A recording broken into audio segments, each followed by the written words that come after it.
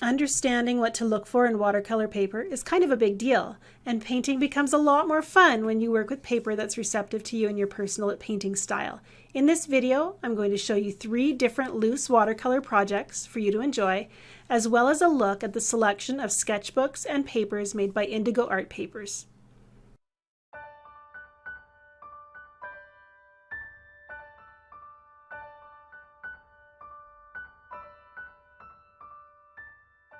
Art is about ideas, and for me that means I want to be able to express as many ideas as possible so that I can, pick from that, pick out the good ones. Because I can't choose when an idea happens, it's important to me to be able to be ready for those ideas when they come. And often I see something that triggers an idea, I want to write it down, do a quick sketch, bring it back to the studio so that I can paint.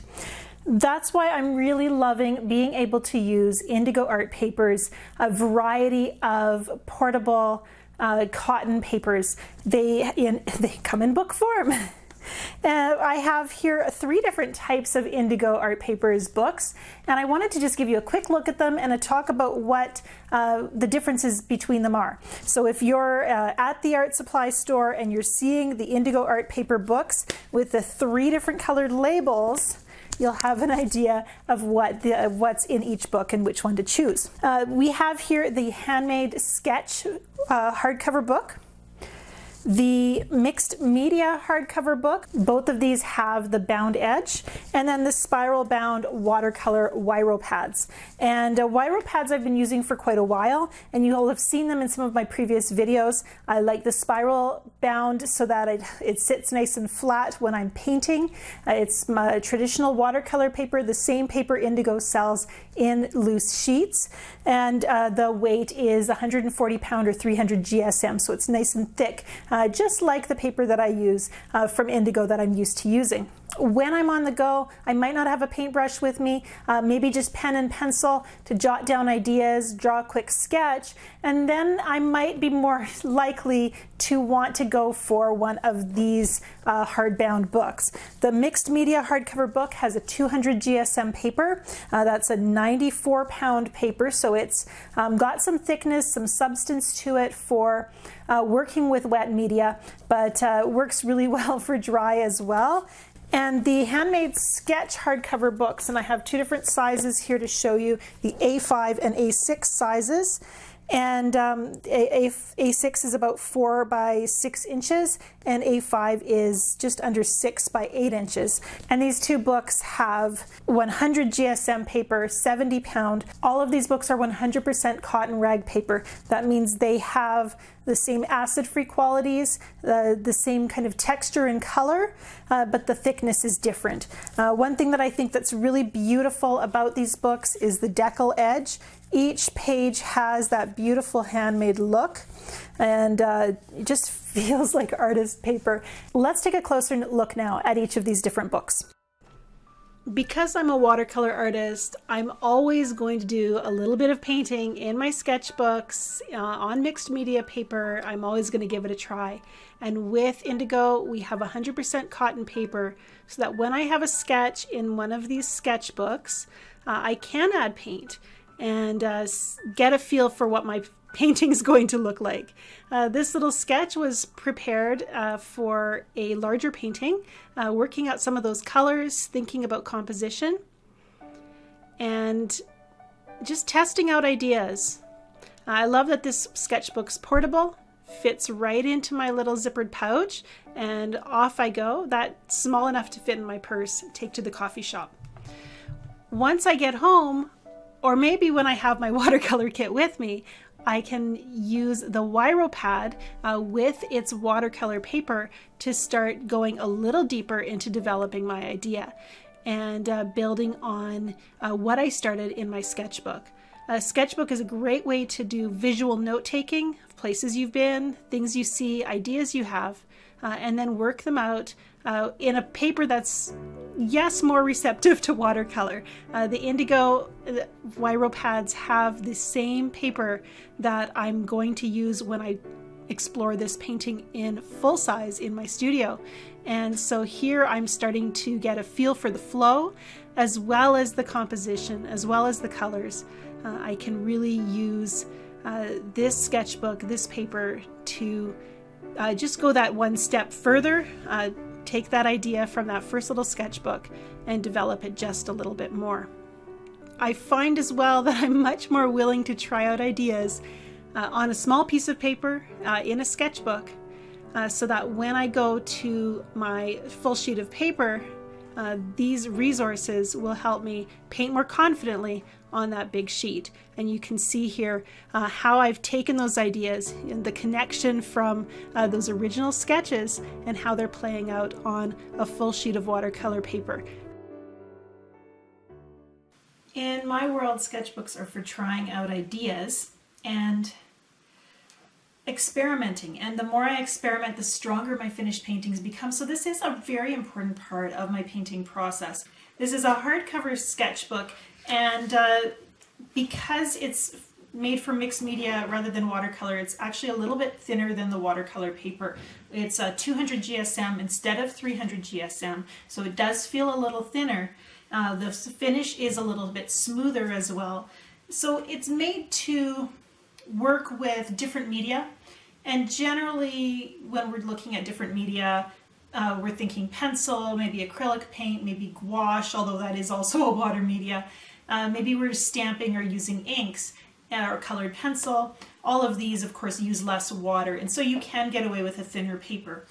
Thinner paper gives you more pages in the book and the ability to layer and add depth to your image. And I've been thinking about how sometimes I paint beautiful watercolors and parts of the painting work really well and other parts do not. And I started wondering if a thinner paper would give me a little more freedom to repurpose my paintings in different ways.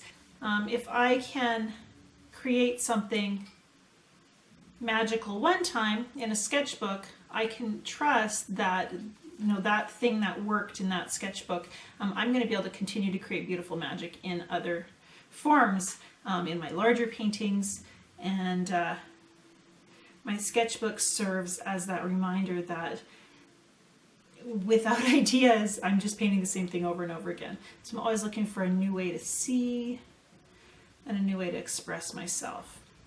The mixed media paper has a smoother feel to me. The watercolor just sits on it just a little differently than it does on the indigo watercolor paper. And so it's going to flow differently, and that's going to bring me different ideas. If I can't do crazy experimental things in my sketchbook, where can I do them? The mixed media paper is a handmade paper. It's quite soft, so we're going to see some irregularities in it and some areas where the texture might affect how the paint flows. Toward the edge there's a little line, and right in here there's a little blob of paper that I didn't see when I first started painting, so it kind of popped out as I was building up color. I'm going to let it be a part of the painting here. This is lifting really nicely. Let's give this mixed media paper a chance to dry, and then we'll go put some more, maybe some ink onto this little wet and wet study.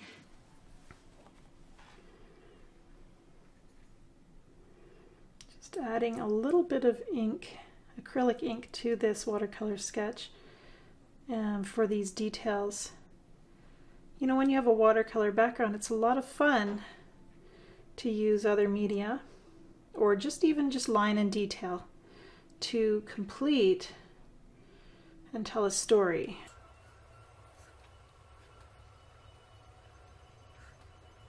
There's just a hint of people there. And even though this is just a sketchbook, not really made for working with a lot of moisture, it's holding up really well. I do have just a piece of cardstock coated paper underneath, just in case I have anything bleeding through, but I haven't really experienced that as being an issue on this painting, on this paper at all.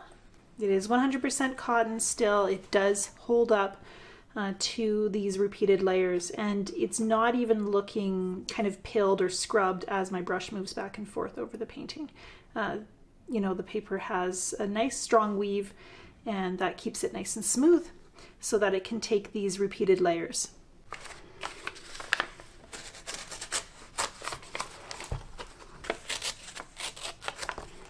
I love how watercolor paper so often feels like fabric, especially when it's wet.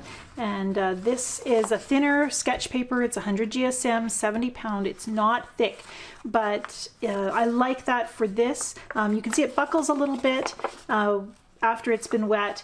That's all right. If I really wanted it to be smooth again, I could iron it. It's 100% cotton, so I can put my iron on the cotton setting and iron it carefully. I chose the colors that I did because I have been making these little paintings on panel, and I thought it would be fun to try to add a third dimension to them with thinner paper that I could cut to size. So I've got some flowers here, and I wondered what it would look like if I attached some leaves using my 100% cotton paper. Yeah, so there's a lot of white on that one. Let's try another one. Looking at the paper this time, seeing where that takes us. And I kind of like this shape here, so let's use it.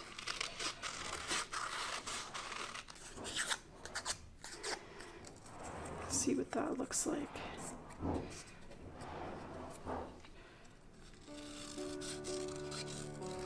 There we go. And some of these leaves could be tucked in behind the flower, so we have a flower petal and then a leaf coming up. Let's make that a flower petal over on this side.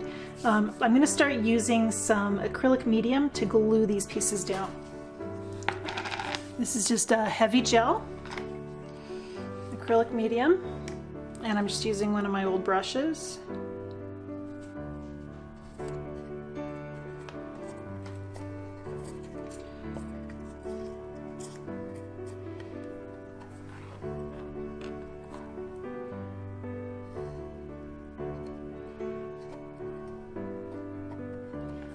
So suddenly my painting starts to take on this 3D element, and I think that's kind of cool.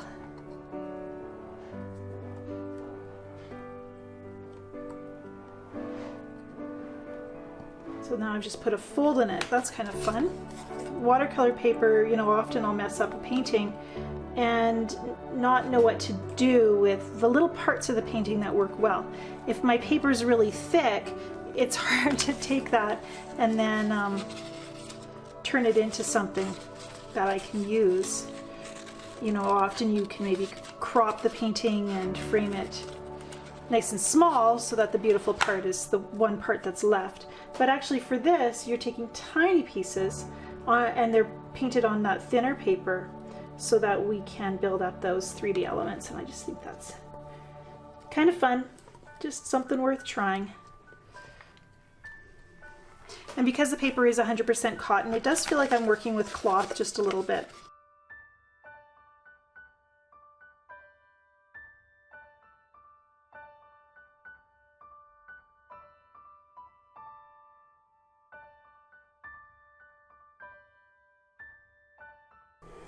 I fully believe that every artist deserves a quality, creative process, one that nurtures your inner artist and allows you to shine.